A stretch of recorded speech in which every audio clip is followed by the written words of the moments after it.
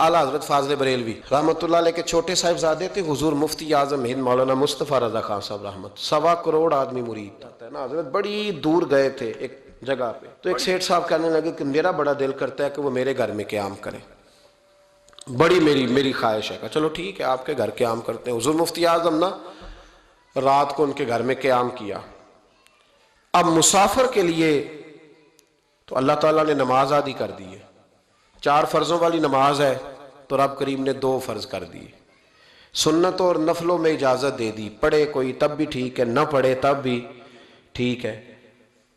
तो अब फर्ज जहां कम कर दिए गए तो हुजूर मुफ्ती आजम उस घर में मेहमान थे, सारा दिन की थकावट थी, तो जहां अल्लाह ताला ने फर्ज कम कर दिए वहां आप किसी पर पाबंदी लगाएं कि उठ के तहज्जुद भी पढ़े। आपने इशा की नमाज पढ़ी, आराम फरमाया, फजर के वक़्त उठे। उस शख्स ने बड़ी मुश्किल से ना फजर के बाद नाश्ता दिया और सवेरे शोर करने लगा, इतने बड़े पीर हैं, तहज्जुद तो पढ़ी कोई नहीं। लोगों ने उसको कहा, यार तो उस बात की पाबंदी लगा रहा है जिसकी अल्लाह रसूल नहीं लगाते।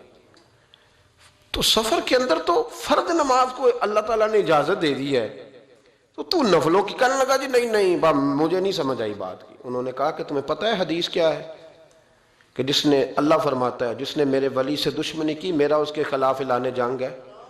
ये बुखारी मुस्लिम की मुस्तनद तरीन हदीस है।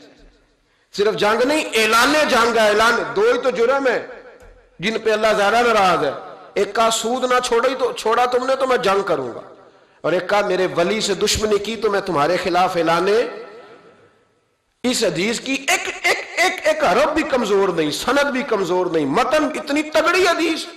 हजरत मुआज इब्ने जबल रदी अल्लाह ताला अन्हु नबी पाक सल्लल्लाहु अलैहि वसल्लम के रोजे पर बैठ के रो रहे थे। ये अबू दाऊद शरीफ की हदीस। हजरत उमर आगे का रोते क्यों हो? फरमाने लगे मुझे 2 हदीसों ने परेशान कर दिया। एक तो नबी पाक ने फरमाया छोटी सी रियाकारी भी शिरक है, अगरचे शिरक असगर है पर इंसान से गलती हो ही जाती है। और दूसरा हुजूर ने कहा है कि जिसने वली से दुश्मनी की मेरा ऐलान जंग है। तो उमर मुझे कैसे पता चलेगा कि कौन वली है? हजरत उमर ने कहा बेहतर यह है कि तू सबकी इज्जत किया कर, सबका इकराम कर। लेकिन यहां तो लोग माफ ही नहीं कर रहे। गौसे पाक पर भी फतवा है, दाता अली अजमेरी पर भी फतवा है, ख्वाजा मोइनुद्दीन, पता नहीं ये कौन सा दीन है, कौन सा मजहब है जिसमें पिछला कोई भी ठीक नहीं था, जो आज पैदा हुआ सिर्फ वो ठीक है।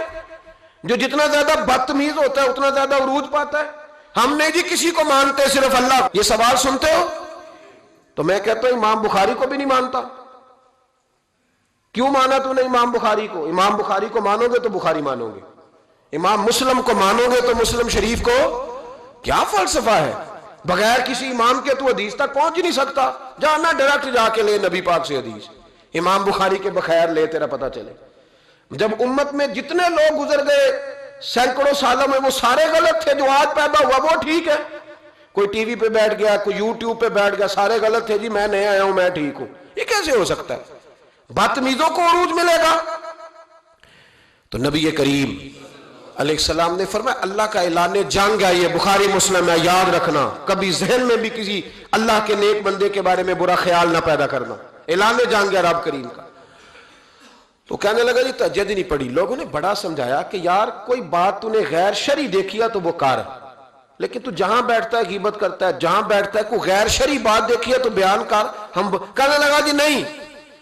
इतना चूंकि बड़ा सेठ था, जब उसे इतनी ज्यादा बात की तो हुजूर मुफ्ती आजम हिंद को तकलीफ हुई, आप रो पड़े। फरमाने लगे उसे ऐसा नहीं करना चाहिए था, मेरी कोई गलत बात देखता तो तबसरा करता। आपकी आंखों में आंसू क्या आए? उसके घर में तो आग लग गई। कहता सिर्फ वजूद के कपड़े बचे, बाकी हर शय जल गई। और फिर मैं 1-2 साल मेहनत करता रहा कि दोबारा मेरा घर, मेरा कारोबार मजबूत हो जाए, ना हो सका। फिर एक दिन तड़पा तो किसी ने कहा वहां चला जा, माफी ले ले। तुझे पता है जब कोई वली का बेअदब होता है तो फिर रब उसका क्या हाल करता है। वहां चला जा, बच जाएगा। आया हुजूर मुफ्ती आजम की खिदमत में, दरवाजे पे दाखिल हुआ तो आप फरमाने लगे तूने अच्छा किया, तू आ गया और अब तुझे माफी मांगने की जरूरत नहीं, जा मैं बगैर माफी मांगे ही तुझे माफ करता हूं।